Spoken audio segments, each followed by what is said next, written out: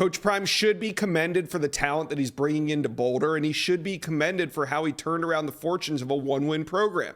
But after the early signing day, Colorado is sitting at 44th in the On3 industry ranking. So in this video, I want to break down Coach Prime's recruiting strategy and see if there's a hidden message in there.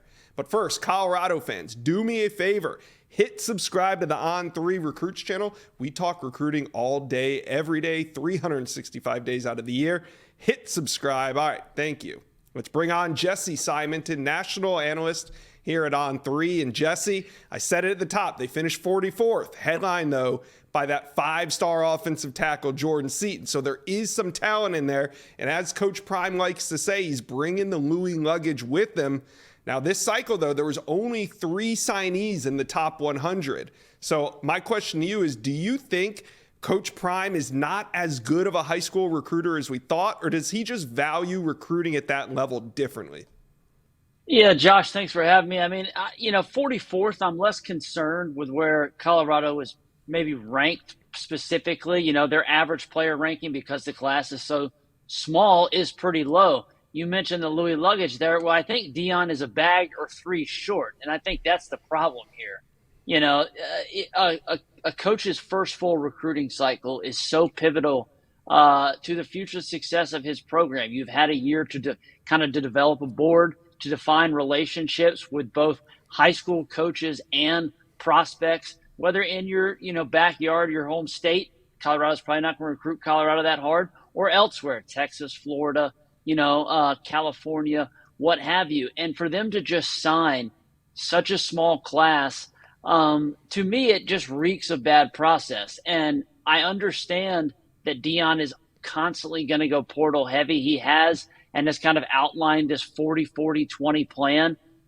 We've just never seen that, work. And that's not to say it can't, Josh. So I'm not, before Colorado fans and the Buffs want to stampede, with their herd of Deion faithful, that I'm kind of, throwing cold water on his potential there.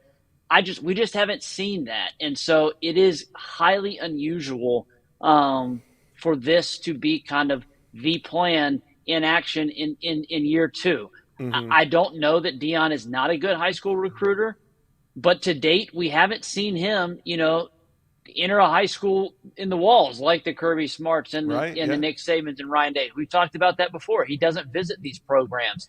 It is a chip in his bag that he was able to get Travis Hunter, the number 1 player in the country, to commit to Jackson State without ever once setting foot on Hunter's high school campus. But I'm not sure that's a model that's going to work for every single blue chip prospect. You mentioned 3 top 100 guys. That's not bad. If Deion had maybe also signed another 3 to 6 top 250 guys. But the fact that there's no other, young prospects to develop there, and they're relying so heavily on bringing guys from the portal, we'll see if it works. Yeah. Well, but isn't it kind of working? I mean, from an overall perspective, right? Like, let's take a step back, thinking about when Deion Sanders arrived at Colorado. That roster needed an overhaul, and it has been. So, as Coach Prime would say, Jesse, do you believe? Well, I mean, it did need an overhaul. A reckoning unlike we've ever seen. Yeah. In a 1-year turnaround, basically bringing in upwards of almost 80, new players. Now, mm-hmm. But I would return to you, Josh. It was 20 high school prospects or thereabouts a year ago that he signed to so dramatically decide, hey, we can't even sign half that in this next high school class, when you should have been able to establish better relationships, should have been able to obviously get guys on campus, hosting mm-hmm. these pivotal recruiting weekends. It's an odd strategy. Do I believe? I believe Colorado is in a better position today because of some of their portal, signees, that they will probably go bowling a year from now in 2024. Yeah. Do I believe that Deion Sanders is long-term for Colorado? Less and less likely by the day, because if he is, this is a very strange strategy to put in motion. 60 some odd transfers a year ago, you mentioned. He did flip the roster, but they brought in a lot of guys that they have already decided weren't good enough to play at Colorado. So they're already trying to over-recruit on guys they brought in a year ago, including multiple offensive linemen. That is just such a hard position to recruit year in and year out of the transfer portal. And yet Seton, a 5-star, awesome, but he's just one body. And you got to get more high school developmental prospects, or else you're going to be relying on 3, 4, 5 transfers every single year at that position. Okay, I want to stay there. You said something interesting, and I got a question here. What does Colorado's recruiting strategy tell you about Coach Prime's goals for this program? Well, I think clearly, and I've written this before, and I've gotten pushback from Colorado faithful that, I think Deion has a bit of a patience problem. This is a guy that's been so successful in every single avenue of his life. Whether it's playing, whether it's being as a broadcaster, whether it was playing baseball, NFL, and even quickly as a coach. He won almost immediately at Jackson State.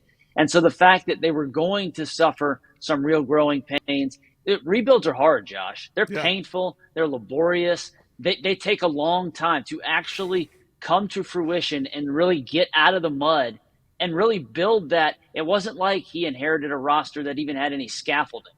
This was a program that was stripped to the studs, so he needed to build an entire new foundation. I think he was disappointed that they didn't make a bowl game, naturally so in year one, but 4 or 5 wins from a 1-win program the year before, that's a reasonable success from any, reasonable eyes. I understand the goalposts got moved a little bit a year ago for the Buffs, but that last year was a success. The idea now that Deion himself has kind of at least teased the college football playoff, Big 12 championship and whatnot, I would say that's a little bit too fast. But again, that's the patience problem that he's running up against. So these moves, the fact that they have gone so portal heavy again to fill the roster, I think it's clear that Deion at minimum wants to make a bowl game or better in 2024, best positioning his son Shedeur Sanders, for kind of an NFL leap year. And then we'll see, because I think after that, it's anyone's guess where Prime may be in 2025. All right. Well, we know where the high school recruiting class ranks, and in the portal, they're very active, and there's about to be a second round of names hitting after these New Year's Six Bowls. And so how would you grade so far Colorado's haul, and what positions do they still need to fill, in your opinion? Yeah, I would give it a solid B plus. I mean, I think they've maybe a B or B plus. Deion himself tweeted out, I think it was just yesterday or the day before, pretty much every position on defense. I believe that tweet read. He read Santa. He still needs them. Is back at the North Pole. Santa's back at the North Pole, but could he bring him? I think a pass rusher, a corner, a linebacker, and a defensive lineman. So. Yeah. I would say the needs are apparent there, Josh. They need to get better on defense. That was a real sore spot for the team a year ago, just because they couldn't hold up. The depth just wasn't there. So those, at least on the offensive line, you can go find another solid linebacker. You got Lundy from Florida State. I think that's a great pickup. Yeah. Cornerbacks are readily available in the portal. Defensive lineman, pass rusher, those are more premium positions. But perhaps, Colorado and the path to immediate playing time at a Power 5 program will be attractive to someone. I would not be surprised at all if Colorado, kicked the tires on the Purdue pass rusher that just entered the portal. He led the program in sacks, had like 9.5 a year ago. Bigger body, kind of the type of player Colorado actually needs off the edge. So they're not going to turn down any quality P5 starter, specifically on the defensive line. Yeah, so we've kind of beaten around the bush. Do you think Coach Prime intends to be in Boulder beyond the 2024 season? Rivalry season is here, and you better have your tickets. There's still some great games left in the season, but you know what's not great? Finding last-minute tickets. Finding tickets before a game can be a nightmare. Do not let this be the way that your season ends. That's why I'm here to tell you about Game Time. It's the fast and easy way to buy tickets for all the big-time matchups. Game Time will get you to this year's biggest college football games with elite deals on last-minute tickets and the best price guarantee. Don't stress over getting into your favorite team's biggest rivalry game of the year. There's only so many big games, and you need to get these tickets at the best prices. Game Time is the place for last-minute ticket deals. Forget planning months in advance. Game Time has deals on tickets right up to the day of the event. Game Time has tickets right up to the start of the event and even an hour after it starts. It is the place to find last-minute tickets. Get exclusive flash deals on tickets on all sports and even concert events. So here's what we're going to do. Snag the tickets without stress with Game Time. Download the Game Time app, create an account, and use code INSIDESCOOP to get $20 off your first purchase. Terms apply. Again, create an account and use code INSIDESCOOP for $20 off. Download Game Time today. Last minute tickets, lowest price guaranteed. No, and you know, it could be health related. Who knows? Maybe the reason he doesn't travel to these high schools is because of his, he kind of has the foot deal, and that it's required multiple surgeries. Perhaps that's something that keeps him from making those moves. But if that's the case, then Josh, he's just not going to be long term for college football.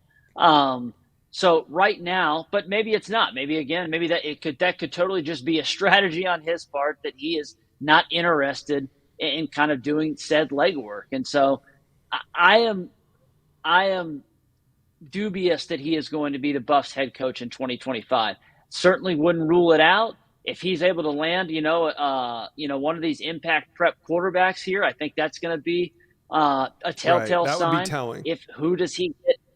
That would be telling who he gets. If he gets a quarterback from the 2025 class, or even, they get their teeth in a transfer that has three, if a Malachi Nelson or somebody like that ends up at Colorado, I think that would be telling. But right now, what his actions are speaking more than kind of Deion's do you believe? I believe he's going to have the team a lot better even in 2024, likely a bowl team. In 2025, I'm hesitant to commit one way or another that he's actually going to be in Boulder. All right, well, we'll see. But for now, they are rebuilding this roster. Colorado fans, let me know. Comment section below. What do you guys think of Colorado's recruiting strategy? And do you think it's telling that maybe Coach Prime will be not long for the job? Or is this his long-term stop? Let me know. Comment section below. Jesse Simonton, thank you for joining the Inside Scoop. Thanks for having me, Josh. Thank you for watching. If you enjoyed that content, be sure to subscribe to the On3 Recruits channel. We have a new page dedicated only to recruiting. Go ahead and hit that subscribe button right now.